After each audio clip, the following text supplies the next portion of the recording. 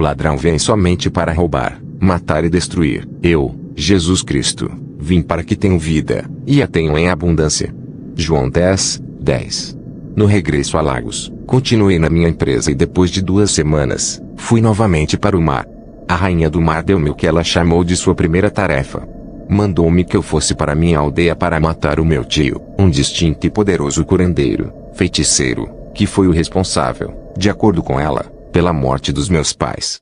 Eu fui por obediência, mas não tinha matado a ninguém antes. Eu não tive a coragem de matá-lo, mas destruí sua medicina e destruí tudo. Ele ficou sem nada.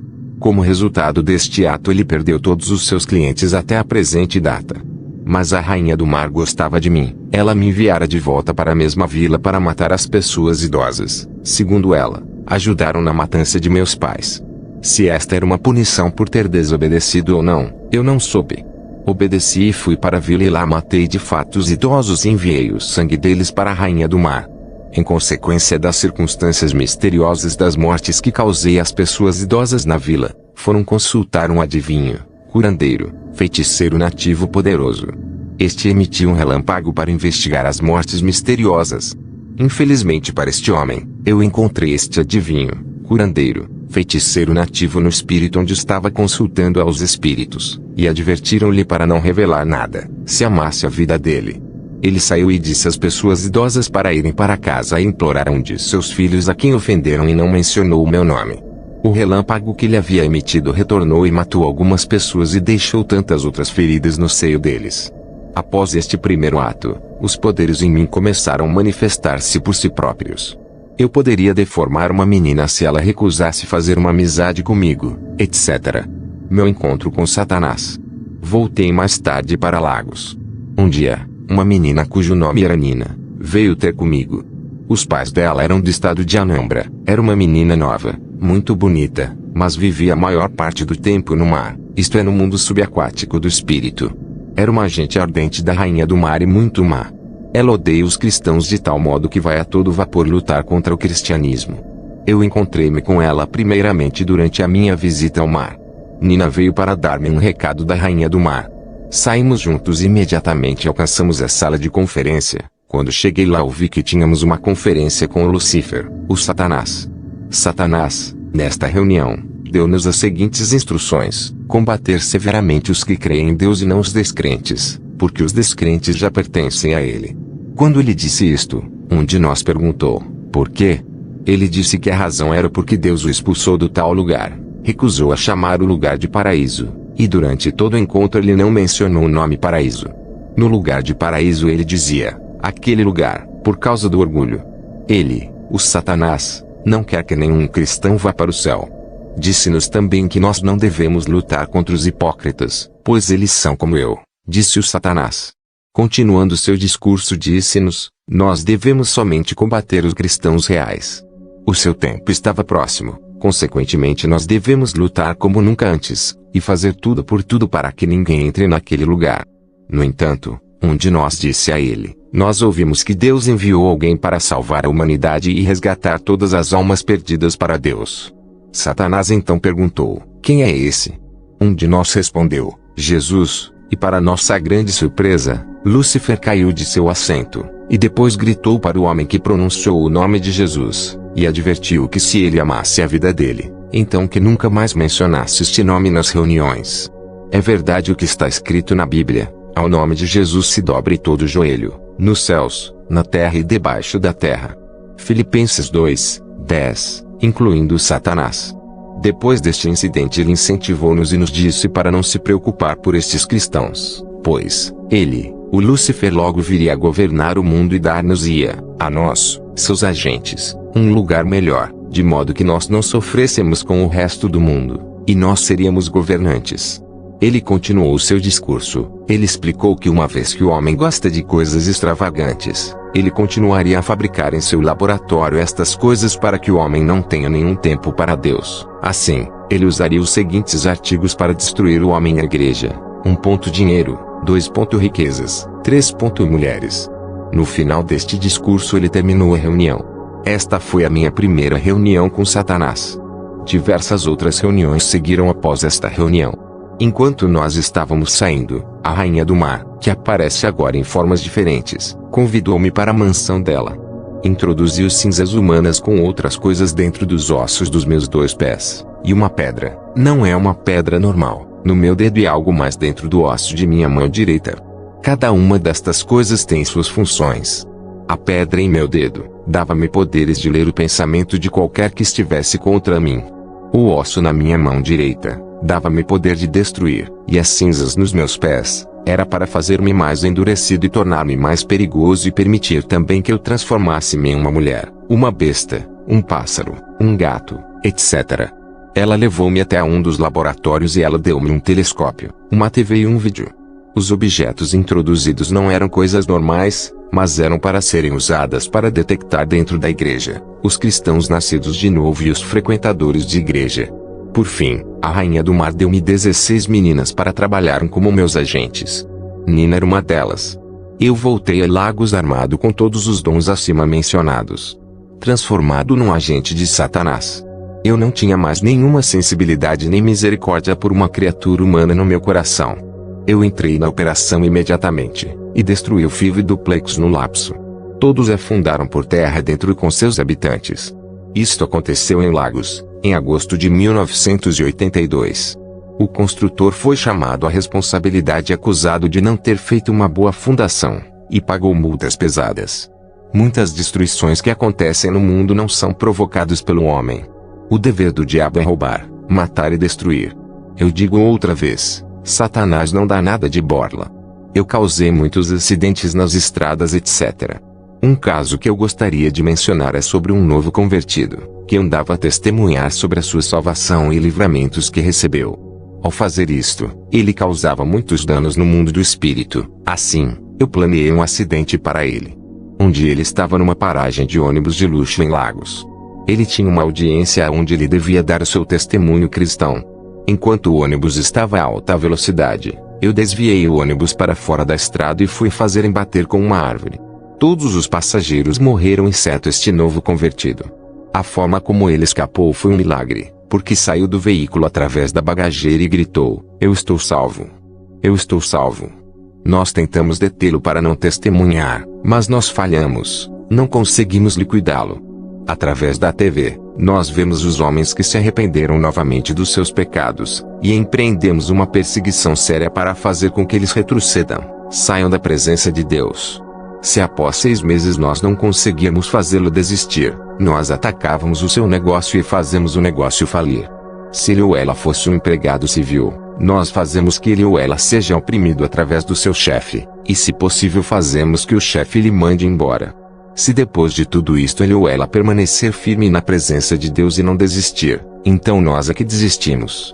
De facto, é verdade quando Deus diz: "Sujeitai-vos portanto a Deus, mas resisti ao diabo e ele fugirá de vós." Tiago 4:7. Mas se ele ou ela desistir de estar firme na presença de Deus, então ele ou ela é morto para que se elimine a segunda possibilidade de arrependimento. Eu destruí muitas vidas humanas, até ao ponto de Lúcifer se agradar muito de mim. Ele ficou alegre e promoveu-me para presidente dos feiticeiros. Um mês após a minha promoção, convocou-se uma reunião, em que atendemos a mesma em formato de pássaro, gato e serpentes. Estas criaturas são usadas pelas seguintes razões: 1. Transformar-se em pássaros faz com que um feiticeiro ou agente satânico seja mais perigoso.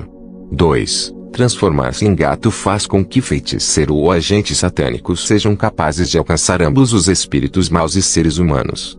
3. Transformar-se em rato faz com que feiticeiro ou agente satânico entre facilmente numa casa, e durante a noite torna-se em uma sombra, e transformar-se em ser humano para sugar o sangue da vítima. Nesta reunião nós tivemos somente um ponto na agenda: os cristãos. Nós programamos para realizar uma conferência africana de feiticeiros na cidade de Benin, em 1983. Nós publicamos isto em todos os diários e em todos os meios públicos. Todas as forças das trevas foram mobilizadas, e nós estávamos muito confiantes e confidentes de que nada iria interromper esta reunião. Tudo foi planeado bem e não havia nenhum detalhe esquecido. De repente, os cristãos na Nigéria entraram em oração, intersecção e louvores a Deus Pai Todo-Poderoso, e os nossos planos foram todos espalhados. Não somente isto aconteceu, Mas também houve uma confusão real no reino do Satanás, reino das trevas. É verdade que Deus confunde os planos do diabo, e vão os planos do diabo por água abaixo, porque Deus é invencível. Em consequência, a conferência dos feiticeiros não foi realizada na Nigéria. Os cristãos devem notar que no momento em que entram em louvores reais ao Onipotente, ao Deus Todo-Poderoso, lá iniciam problemas e confusão no mundo dos espíritos, tanto no mar como no ar, e os agentes de Satanás não têm nenhum lugar para descansar, não têm paz nenhuma. A oração é como lançar de uma bomba no nosso meio, do reino das trevas, e como resultado todos fogem para proteger a vida. Se os cristãos apercebessem-se, e usassem o poder e a autoridade que Deus lhes deu, eles controlariam os assuntos de sua nação. Somente os cristãos podem salvar a nossa nação. Após este fracasso da conferência, que era suposto ser realizada na Nigéria, a conferência foi mais tarde realizada na África do Sul. Eu fui chamado de volta para o mar. Quando eu cheguei, eu fui dito que iria repousar no mar, e visitaria somente a terra para operações difíceis. Recebi novas funções, inventar magias ou feitiços para curandeiros ou feiticeiros, chefiar a área do controle e emitir os presentes, isto é abertura de igrejas cujas vestes são brancas, casas de oração, abertura de maternidades, de lojas e fazer os clientes enriquecerem, em troca de crianças e dinheiro. De seguida explico cada função em detalhe. 1. Abertura de igrejas cujas vestes são brancas. Quando um homem nos contacta para auxiliar na construção de uma casa de oração e ajudar a executar curas etc., então ele é dado as seguintes condições. A. Concordar doar para nós 1 ou 2 almas cada ano. B. Em um determinado local do escritório da igreja a pessoa recebe a iniciação para nossa sociedade. C. Não seria permitido a nenhum membro entrar na casa de oração com sapatos. Lembre-se, em casa de curandeiro, no consultório e nas rezas aos espíritos não se entra com sapatos, nos mosques. Quando o homem aceita estas condições, ele recebe de nós algo como cascalho branco, uns ossos humanos, um sangue e uns encantos, tudo posto em um pote novo. Ele é instruído para enterrar este pote com todo o seu conteúdo na frente da igreja e erguer uma cruz no topo. Após enterrar o pote, somente a cruz deve estar visível. É também recomendado construir um lago ou manter uma bacia com água onde os espíritos continuam a fornecer a água especial. Esta água é o que você ouve a chamar água santa. Muitas pessoas, quando perturbados por espíritos do diabo, também conhecidos por demônios, vão a estes homens ou mulheres, chamados falsos profetas, feiticeiros, curandeiros, etc., para serem curados e para tirar estes espíritos para fora. A verdade é que, ao invés de tirar demônios, eles adicionam-lhes mais demônios. Um diabo não pode expulsar diabo. O que o profeta ou curandeiro faz é orar para o membro ou cliente, e depois dá-lhe um pano vermelho para pôr em sua casa, e então recomenda ao membro ou cliente para sempre orar com velas e incenso. Através deste ato, a pessoa convida-nos a ir à casa dele ou dela. O membro ou cliente é dito para trazer uma cabra etc., para o sacrifício. Estes sacrifícios são usados para que se cure um homem. Caro leitor, o profeta falso ou curandeiro ou feiticeiro não tem nenhum poder para curar. 2. Abertura de maternidade. Se uma mulher nos procurar para pedir ajuda na abertura de uma maternidade e fazê-la prosperar, ela é dada as seguintes condições. 1. Num mês seria escolhido por nós uma criança das que foram nascidas na maternidade, para ser morta, mas os outros meses as crianças viveriam. Se aceitasse esta condição, ela é dada também um encanto que atraía as pessoas para aquela maternidade. Existem tais maternidades em Onitsha, em Lagos, etc. Em tais maternidades sapatos não são permitidos. 3. Abertura de lojas de fantasia. Quando um homem nos contacta para receber ajuda a esse respeito, ele é dado um anel com uma condição de que nenhuma mulher pode ser permitido tocar no anel. Também deve concordar ser nosso membro. Se aceitar estas condições, sua loja fica sempre cheia com os melhores produtos ou materiais do topo de gama e mais recente, trazidos por nós. 4. Resolução de problemas de esterilidade. Se uma mulher estéril, que não dá filhos, for algum curandeiro ou feiticeiro e se queixar que ela não concebe, então ela é informada para trazer o seguinte: um galo branco, uma cabra, o giz nativo e alguns vestuários do bebê. Ela é dita para ir para casa. Enquanto ela está ausente, o curandeiro, ou feiticeiro, ou bruxo, ou adivinho traria até a nós todas as coisas que ela foi dita para trazer. Nós misturaríamos os artigos trazidos com determinadas coisas que são difíceis de explicar por escrito, e incluímos cinzas humanas. O curandeiro, feiticeiro, bruxo, o adivinho usaria estes medicamentos para cozinhar o alimento para a mulher comer, etc. Ela ficaria grávida e dar-se-ia o nascimento, mas uma coisa é certa: este bebê não é um ser humano normal. Se a criança for uma fêmea, viveria e até mesmo casar-se, mas permaneceria estéril toda a vida. Se a criança for um macho, viverá e poderá morrer de repente, nunca vive para enterrar os pais. Eu gostaria de mencionar aqui que a esterilidade é causada por demônios. Você pode ver uma mulher estéril aqui na terra, mas ter crianças no mar. Eu recomendo aos filhos de Deus esperarem somente em Deus, porque somente Deus dá crianças reais. 5. Ganhar dinheiro, enriquecer. Se um homem ou mulher nos viesse contactar porque quer enriquecer ou ter dinheiro, então ele é dado as seguintes condições: será pedido para dar uma parte de seu corpo, ou se tiver uma família, ele seria pedido para trazer seu filho. Se for solteiro, seria pedido para trazer seu irmão mais velho ou mais novo. Seja quem for que ele decidir trazer, este deve ser da mesma linhagem ou nascida do mesmo útero. Algo importante por mencionar é: durante a matança da vítima, o cliente é dado uma lança ou uma seta, armas para matar.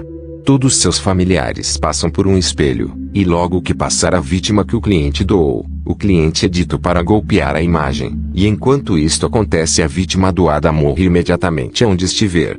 Há outros métodos de execução, mas uma coisa que Satanás faz é certificar de que, seja qual for o método, o doador da vítima se torna responsável pela morte da vítima. Por isso que ele faz com que o doador abata a vítima com a lança e seta. Lembre-se, Satanás não tem nenhum presente de borla para ti. Deus sim. Ele tem e é de graça. Ó vós todos os que tendes sede, vinde às águas, e vós que não tendes dinheiro, vinde, comprai e comei. Sim, vinde e comprai, sem dinheiro e sem preço, vinho e leite. Porque gastais o dinheiro naquilo que não é pão, e o produto do vosso trabalho naquilo que não pode satisfazer? Ouvi-me atentamente e comei o que é bom, e a vossa alma se deleite com a gordura. Isaías 55, 1-2.